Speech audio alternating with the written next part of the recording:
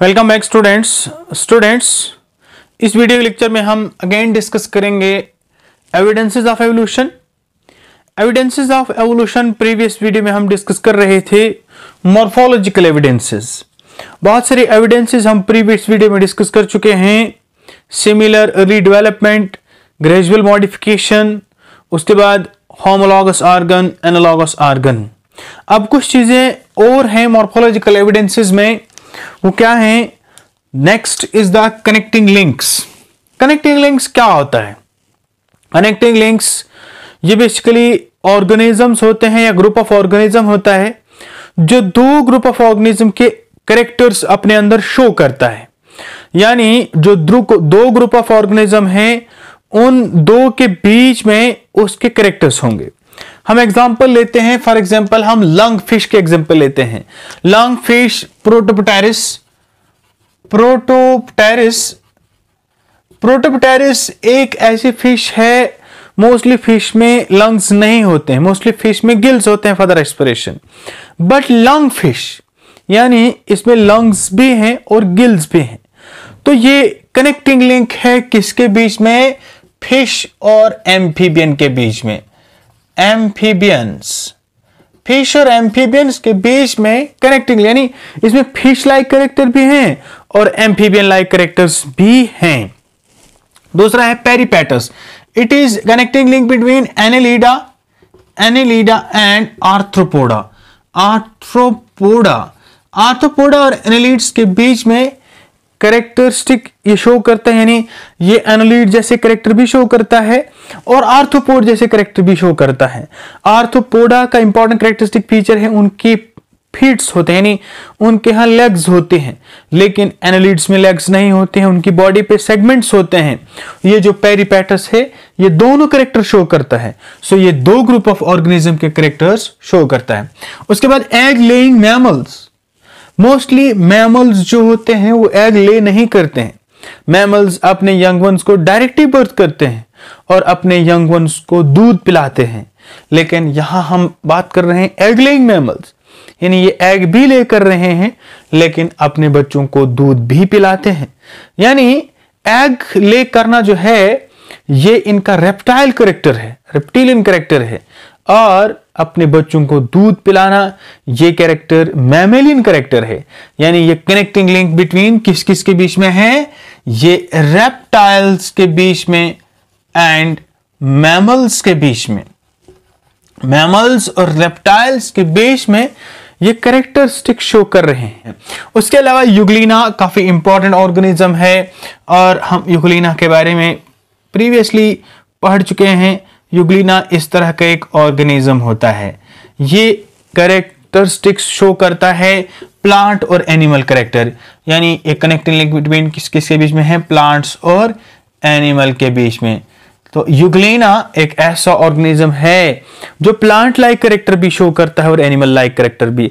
Plant like character क्या है? ये फोटोसिंथेसिस करता है, इसमें क्लोरोप्लास्ट होता है।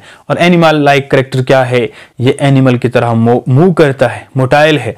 उसके अलावा एनिमल की तरह ये डिवाइड भी होता है और भी बहुत सारे कैरेक्टर्स हैं।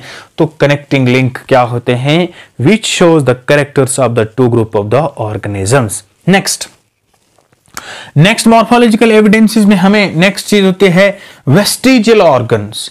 वेस्टिजियल ऑर्गन्स वो ऑर्गन्स होते हैं जो एंसेस्टर्स में तो फंक्शनल थे, जो डिसेंट्स थे उनमें फंक्शनल हैं, लेकिन जो उनकी जनरेशन आगे आ गई, जो नेक्स्ट जनरेशन से हम हैं, तो हमारे अंदर वो फंक्शनल नहीं है।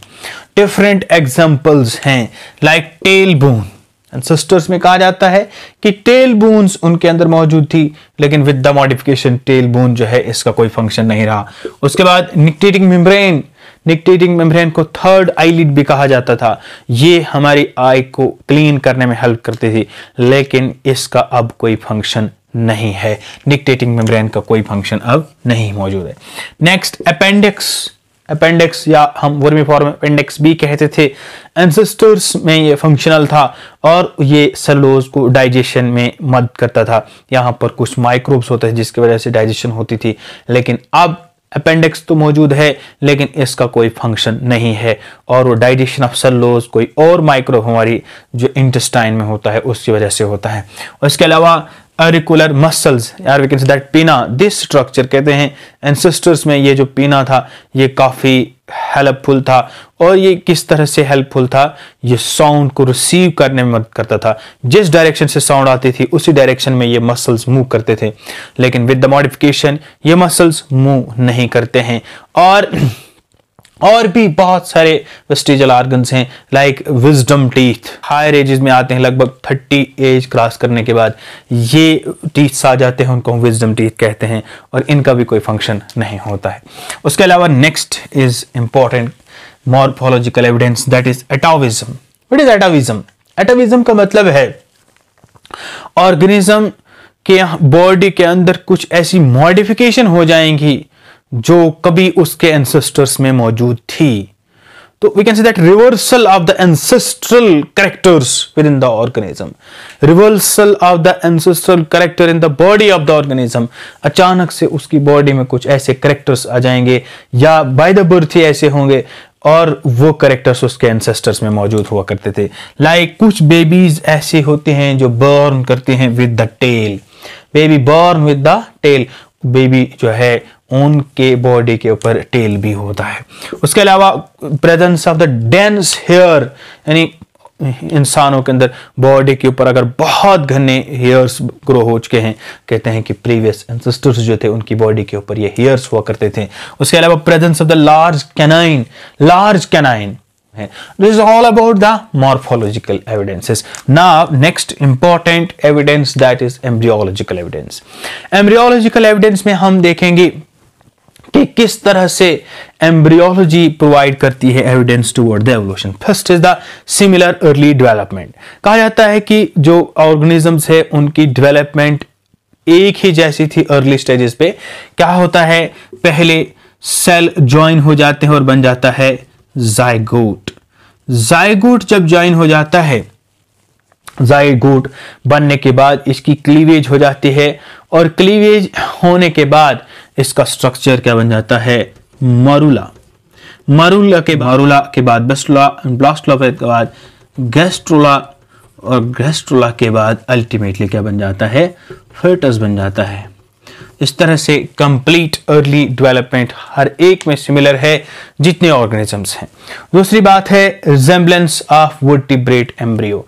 एम्ब्रियो, वर्टिब्रेट का एम्ब्रियो, अगर हम अर्ली एम्ब्रियो की डेवलपमेंट डिफरेंट वर्टिब्रेट के लिए, चाहे फिश है, ह्यूमन है, बैट है, फ्रॉग है, अर्ली स्टेजेस पे, बिल्कुल इब्तदाई स्टेजेस पे एम्ब्रियो बिल्कुल एक जैसा है। They also provide evidence. An important point, that is recapitulation theory. Recapitulation theory का मतलब क्या है, इसको बायोजेनिक लॉ भी बताया जाता है। बायोजेनिक लॉ, जब इसका नाम biogenic law, it was given by Ernest Haeckel in 1866 and it is जो रिकैपिटुलेशन थ्योरी का नाम किसने दिया था, वॉन बेयर इन 1828।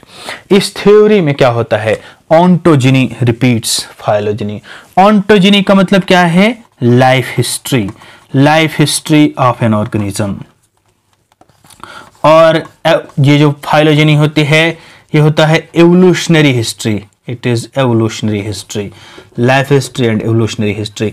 तो ऑन्टोजेनी रिपीट्स फाइलोजेनी का मतलब यह है एक इंसान या किसी ऑर्गेनिज्म की लाइफ के अंदर कुछ ऐसे कैरेक्टर्स डेवलप हो जाएंगे जो कभी उसके एंसेस्टर्स में मौजूद थे। हम एग्जांपल लेंगे like tadpole in case of the frog. Frog की लाइफ में क्या होता है, सबसे पहले फ्रॉग जो है, फ्रॉग की लाइफ में क्या होता है, फ्रॉग से सबसे पहले एग, और एग से बन जाता है टैडपोल, और टैडपोल से बन जाता है एडल्ट।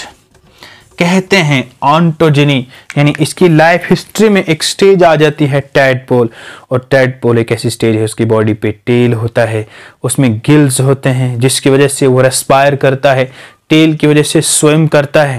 कहते हैं ये कैरेक्टर्स जो हैं ये फिशेस के अंदर मौजूद होते हैं।